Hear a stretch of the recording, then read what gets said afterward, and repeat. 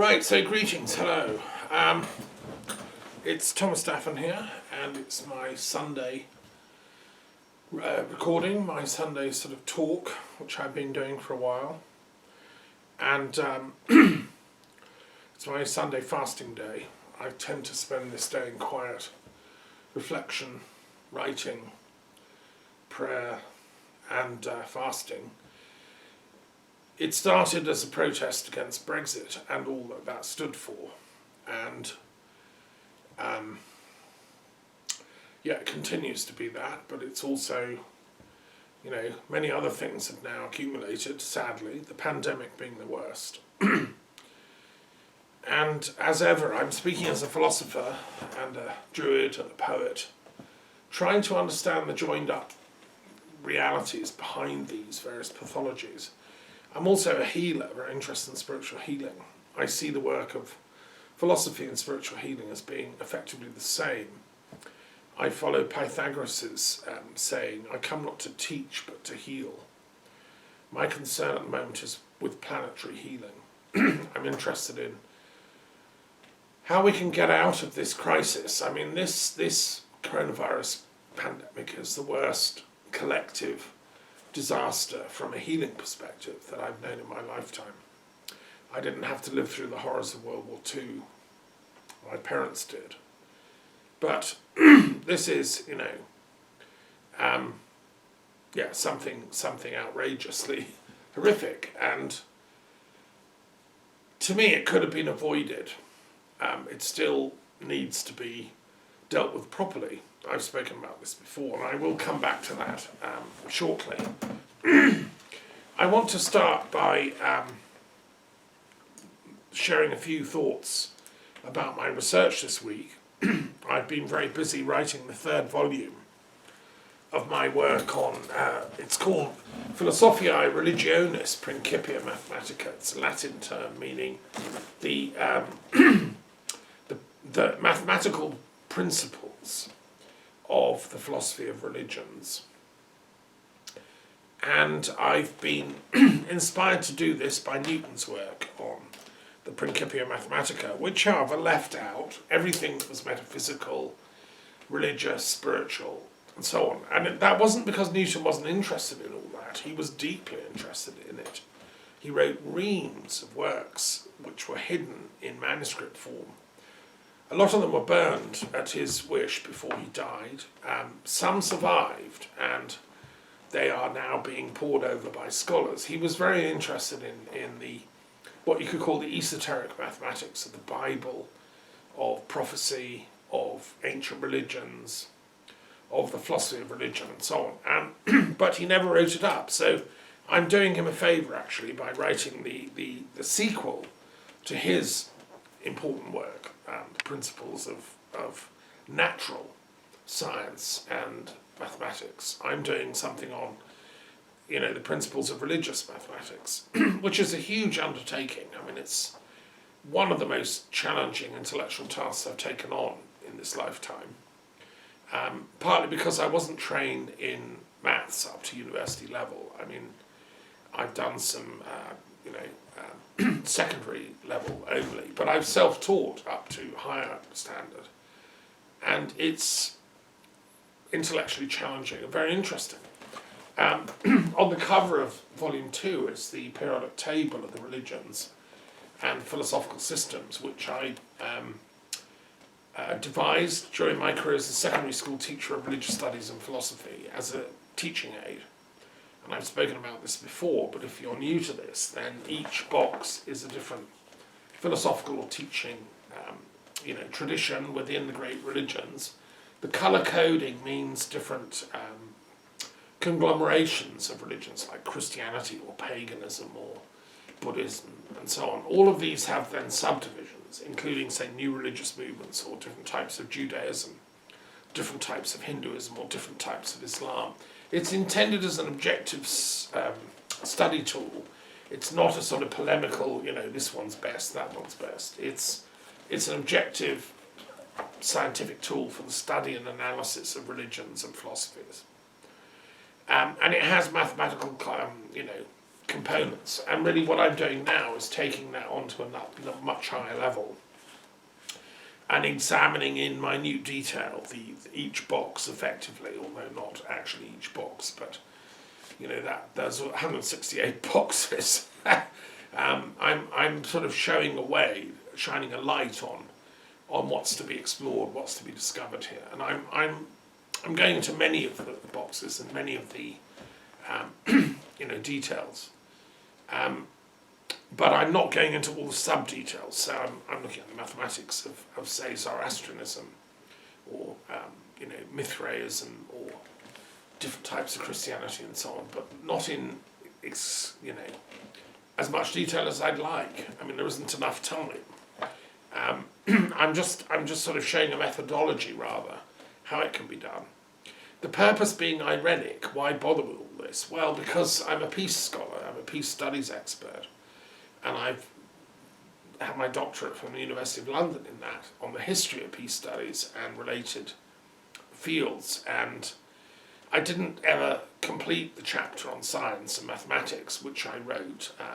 I was inspired by many scientists to work at the University of London, like my colleague Cedric Smith, who was a mathematician at University College, and also Sir Tom Kibble, who was a member of the Royal Society, was a mathematical physicist at Imperial College, who I knew very well. He was president of Scientists of Peace when I was coordinator of Philosophers of Peace globally, and we talked quite a lot.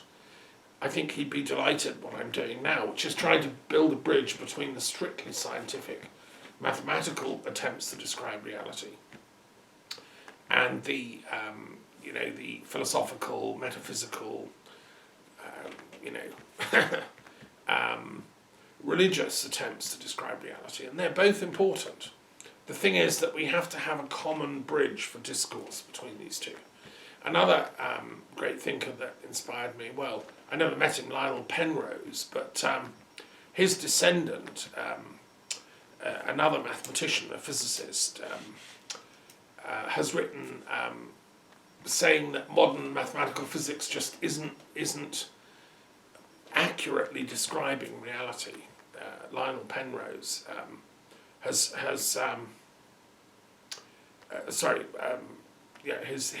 descendant is the physicist, and so these are some of the people I'm quoting in my books. What I've been working on this last week is, I think, hopefully of interest. I've been doing the chapters on two interesting religions. The first is Wicca, or witchcraft, which has always interested me as a scholar, as a historian of religions. I first got interested in, I realised the importance of the pagan religions of the planet fairly early on in my 20s, through my research, and discovered Wicca as one of them. And growing up in Brighton, I was aware that it was a hotbed of sort of Wiccan traditions in the 70s.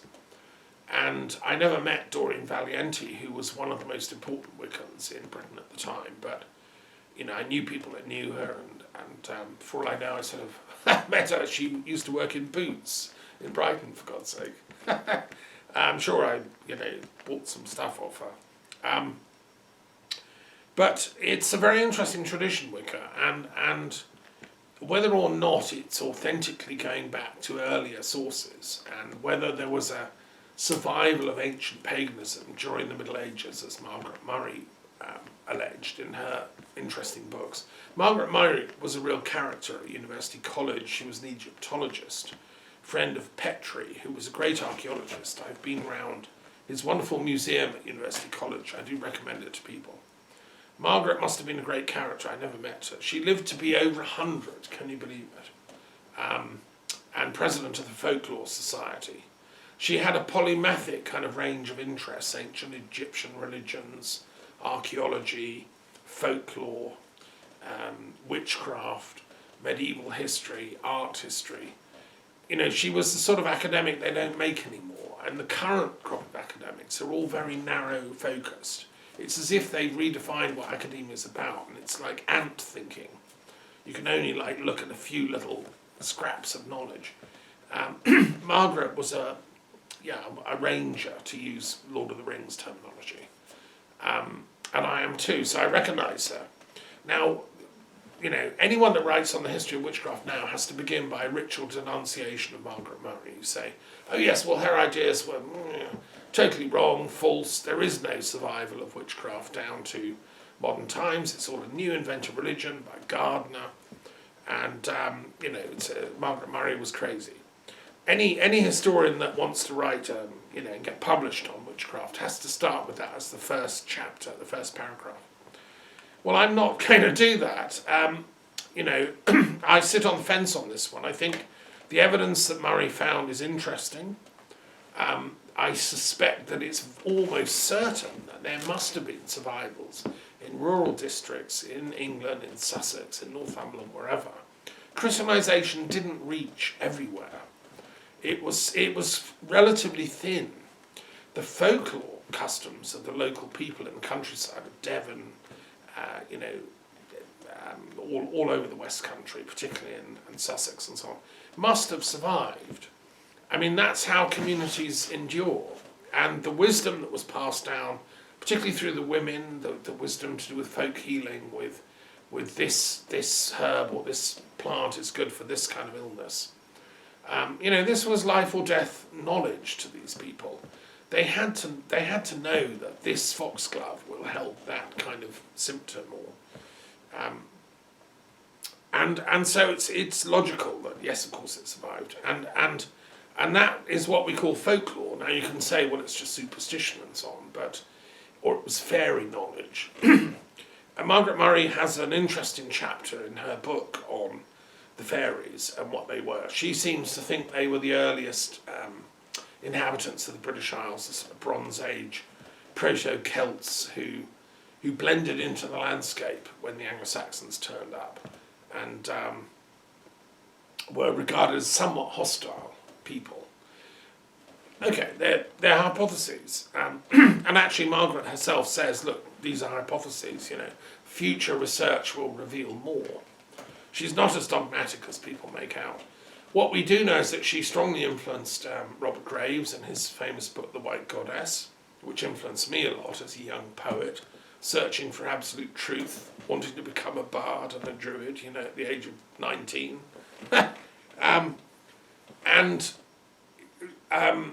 Margaret Murray also influenced Gerald Gardner, who wrote the sort of foundational texts for Wicca. And they're really interesting. So I think don't dismiss all this stuff too easily. Don't make the mistake that some, I call them pseudo-historians make. They just pick their evidence which fits in with their brand of scientific materialism. Because they have no faith themselves, sadly, they therefore denigrate anyone that does. Well, that's not history. That's just a sort of, that's a cult. That's a cult of materialism, which uses history falsely in order to disprove spirituality. Well, in my work on transpersonal history, I'm afraid I've answered all that and proved that wrong. That cult of materialist history is passé, gone. What we need is to have a severely rigorous intellectual, spiritual history alongside material history. The two domains are both important. The history of mankind involves both. I'm a person of spirit, soul, mind, and body, and just to write the story of my body is to miss the whole point of me. And the same with, I hope, whoever's listening. It's your inner journey, your spiritual journey that matters to you as a person. And I believe it will be ongoing. It doesn't end with just the death of this one body. I've met so many people who've had near-death experiences, and I nursed dying people in Canada for 4 years and back in Britain. So I know what death is like. I've seen it. I had to wash the bodies of dead people as part of my job in Canada, and it got me thinking as a young man in my 20s and realising that actually there is something that survives death. This body I'm washing is not the chap I was speaking to last week who was telling me his life story and how complex it was and how rich. No, that's the soul, that's the flame of gnosis that survives death. So, and anyway, that's what the Wiccans also believe, you know. And in my chapter, I've gone into the whole thing in depth and asked the mathematical questions. There's some difficult maths there, like how many witches were killed and persecuted in Europe during the great witch burnings and drownings from, you know, 1300s, 1400s when it started really kicking off, through till the mid 1700s by which time it died down. I did a course at Birkbeck College on all that years ago when I was an undergraduate history student, and the figures are not completely known. We don't know. We never will know exactly. I mean, Wiccans tend to glorify and say, you know, 6 million were killed. We'll never know. Others say, no, it was in the hundreds of thousands. I think it was somewhere in the middle. And some interesting statistics I've been discovering, for instance, in Scotland, I believe I'm right in saying, one of the sources I was studying says, not a single witch was killed or burned or anyway, you know, killed off, whilst the old religion of Catholicism was still there. Whilst the Catholic tradition, which was very deep in Scotland, Columba was one of its great saints, from Iona, one of my favourite places on the planet. You know, it was embedded deep. It had come from Ireland through Columba. It had blended with the local people and their folk customs, the Picts, and it wasn't seen as a rivalry. You could be a Catholic Christian and believe in the fairy lore, the folklore. Yes, of course, there were elves dancing around the fires at night, and yes, of course, up on the mountain you can see strange lights and so on. But it doesn't mean they're outside the scope of Christ's redeeming love and the profound work that Christ had done as a thaumaturg himself. So that kind of Catholic Christianity was big enough to embrace the indigenous pagan customs of the folk people. And you weren't going to, like, burn Granny just because she, like, put a bowl of milk out for the leprechauns or whatever. That was absurd. So you honoured the ancient wisdom. It was just courtesy to the spirits of the realm and their ancient ancestral knowledge, as well as honouring this wonderful tradition that had come, this good news through this Bible in Latin and Gaelic and the wisdom that it embodied. Okay, so not a single witch was burned during that whole, like, over 1,000 years of early Christianity in Scotland, until John Knox and the Reformation and the Calvinists came in. Because these crazy people, inspired by Calvin himself, who captured Geneva, saw the Bible literally. They wanted to reread the Bible as if it was the only truth. And they denigrated the oral tradition that the church had passed down, which was the teaching of the saints, the teaching of the oral wisdom that was handed down, if you want, the Christian Kabbalah. They denigrated all that. And therefore they went on a rampage and started killing grannies, you know, and that's where witchcraft burnings and drownings started in Scotland. And it was hundreds, it was thousands, and even the King James got involved with it. Now that to me is a lasting shame on Calvinism and on the so-called reformed religions. I mean, we need another word for it. Deformed, I'd say, deformed religions. Yeah, and it's unfortunately influenced in England, and people like Matthew Hopkins, the Witchfinder General, these people were Calvinists. And under the old system of the Catholic faith, it had never come to this. They were at one with the, as I say, the ancient wisdom of the land. So I've been learning lots of interesting stuff about Wicca, and it's all in the book. Why does it matter? Well, because indigenous spirituality matters on this planet. Thankfully, Biden has now got elected, and we have a return to sanity in the Americas. There are pockets of craziness still, but you know, the wisdom keepers of the planet are usually the indigenous people who live in the forests, who live in guardians of the mountains, who pass down the ancient wisdom teachings. And we, philosophers and historians, you know, have a duty to sit at their feet and try and learn whatever wisdom we can. I mean, I'm a philosopher, and I'm a Platonist, but I honour the fact that Plato, went to Egypt and sat at the feet of the priests of Egypt. Pythagoras went to Phoenicia and sat in the temples of Phoenicia. He went to Babylon and learned from the priests there. He went to Italy and Egypt as well. We have a duty as philosophers to try and understand the wisdom of all these traditions, and then to try and, heal the conflicts that exist between exoteric followers of them who then steal power and seize the sword and start misapplying that knowledge to their own arrogance and ego. The warriors break into the temples, steal little scraps of knowledge, and become puffed up and think they're doing God's will when they're slaughtering people of other faiths. I mean, this is barbarism from a philosophical perspective. So that's why it's so important to understand the traces of ancient wisdom that has survived, like Wicca, like Druidry, and I'm coming to my next one, which is the American Indian religion. And I've just been writing this week my understanding of American Indian religions and mathematics. And this is a fascinating journey I've been on. I want to share it with you because I was born in North America, in Canada, which is, to me, a sacred land. I've lived there in total only 7 years. I wish I could have lived there longer, but I'm sure I've had other lives in North America, in that culture. I know I have. I always feel like I'm going home when I'm there. And what I've always loved about the American Indian religion is it's primitive because it wasn't sophisticated. It didn't produce great urban cultures, particularly in the north of the continent. It was people who were close to nature, who were close to the elements, earth, air, fire, water, who worked with the wind, the thunder beings, with the animals above all, and with the plant life, and who were, deeply pious people in the way that Numa Pompilius would have understood in Rome. He was of the same.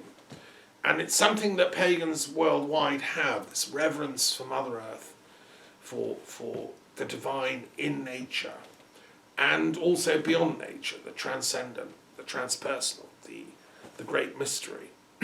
So I've been working a lot on this American Indian tradition, which I have actually written a long essay about previously, an academic essay that was published in the Encyclopedia of Applied Ethics, which is the standard 4-volume Encyclopedia of Ethics. It's in every good academic library, and it's had a new edition which I had to update my essay on.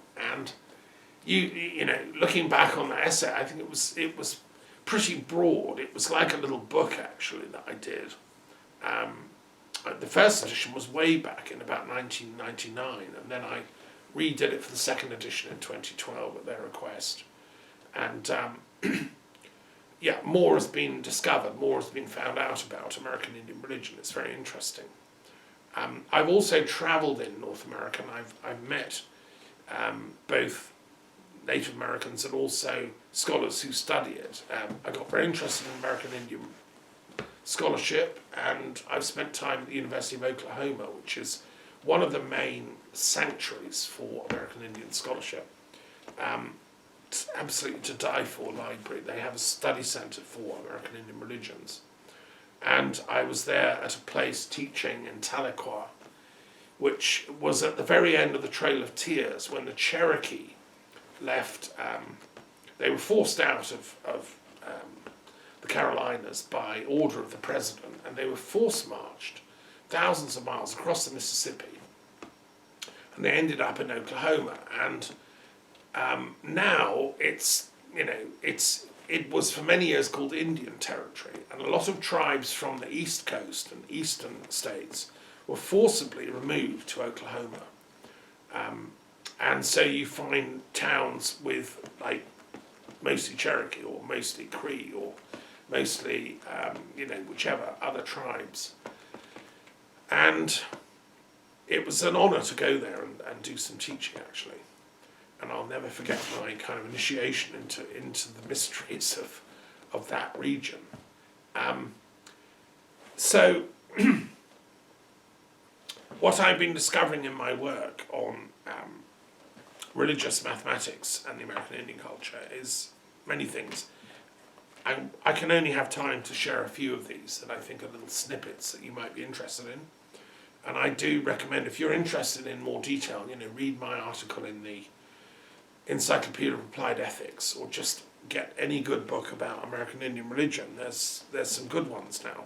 There's a 4-volume encyclopedia come out, and there's an excellent 1-volume Native American Religions, which I'll be referring to. So in my book on religious maths,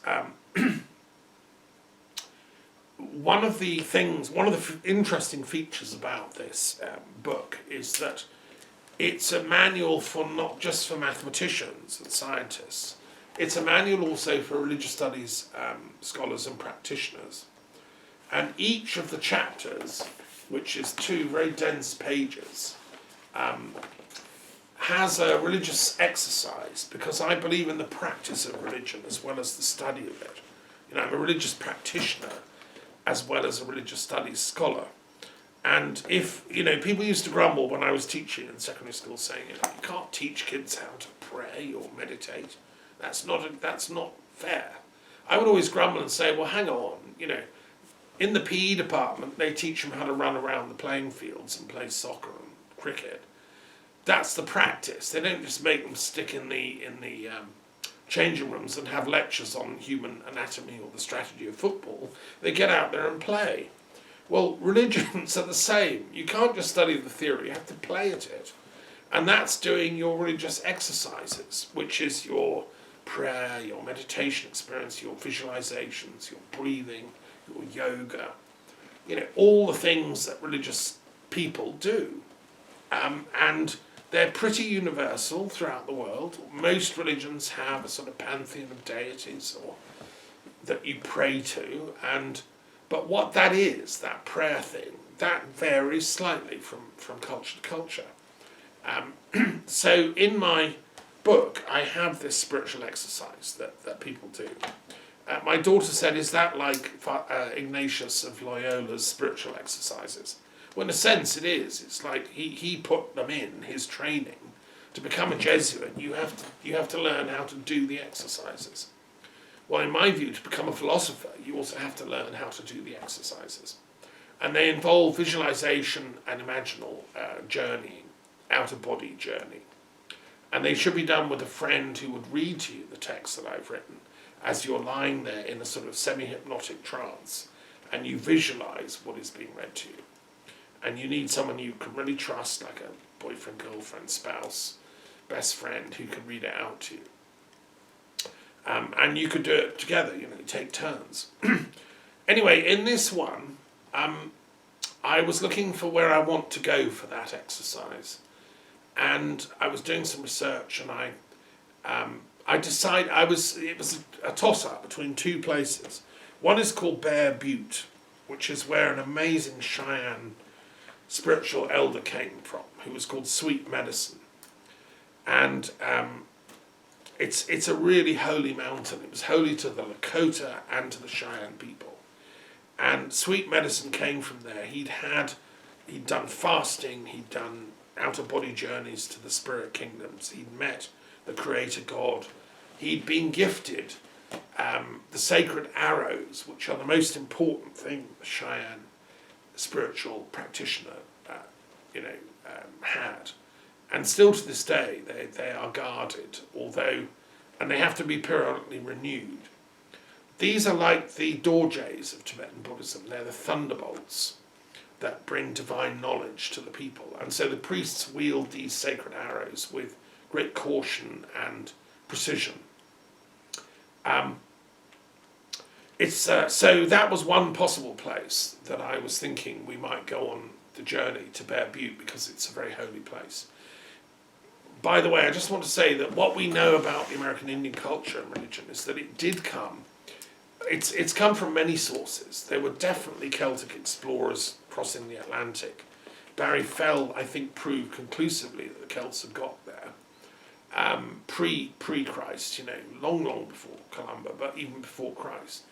And also there's Phoenician traces been found. So Phoenician voyages got blown offshore and came there. And the Phoenicians were going everywhere. Of course, they could go around Africa, for God's sake, and they could go around Britain. Of course they got to North America. And so they found Phoenician engravings in rocks in various places in North America. It's thought the Egyptians also got there. Again, the strange sort of Egyptian type traces come up. Now this is all denied by conventional archaeology, but that's what I call ant knowledge. You know, the ant knowledge people won't you know, they'll throw you off the course if you mention Barry Fell. But I'm afraid they're going to catch up eventually. The ant people always come round eventually, like ants. You know, you put the trail down, they eventually follow. No, it was North America was peopled by many sources, but one of the most important sources was from the Bering Straits and from Siberian-type shamanic tribes who were essentially close to the Tibetan, Sino-Tibetan peoples and the Mongolian peoples. You know, it's a great family of cultures. And one clue of that, which is very interesting, is that the American Indians have this tradition of sand painting. The Navajos do this incredibly complex sand painting ritual, which is exactly like the Tibetan Buddhists do. The Tibetan Buddhists, one of the most holy religious practices they do is sand painting. They make a cosmological mandala which explains the universe and everything. And they're trained, the monks, to do it very carefully with the right colour sand, and they, you know, make these beautiful patterns. I've seen it done. And then at the end, they give the sand to the river. They blow it away. It's a sign of the ephemerality of life, the impermanence, as Buddhists put it. Well, lo and behold, the Navajos do exactly the same. They have this, and it's a closely guarded secret in the religious practitioners of the American Indian Navajo people, who, don't forget, they were the code people for America's war in the Pacific. They used Navajo code so the Japanese couldn't break it. The Navajo are amazing people. And their language is you know, amazingly complex in its metaphysical richness. And that is the source of the sand paintings, which convey cosmological truths, just as the Tibetan Buddhist ones do.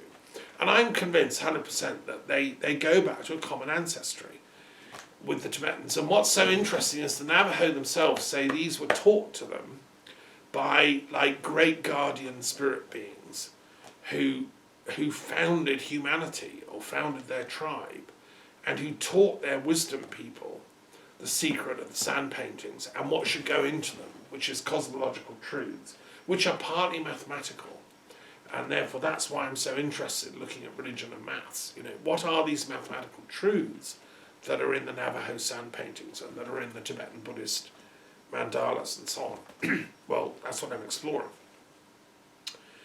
But, you know, they were taught by great divine beings. I mean, how interesting is that? You know, compare that with, say, the Book of Enoch and the Kabbalistic knowledge that great prophets have been taught by great angels over the eons, and it seems to be a common, you know, understanding of our ancestors. I mean, the Druids, we have it too, that the early Druids themselves were taught by divine beings who brought wisdom to the people. And then it was our duty as Druids to like share that, pass it on to the right people who could keep that tradition alive.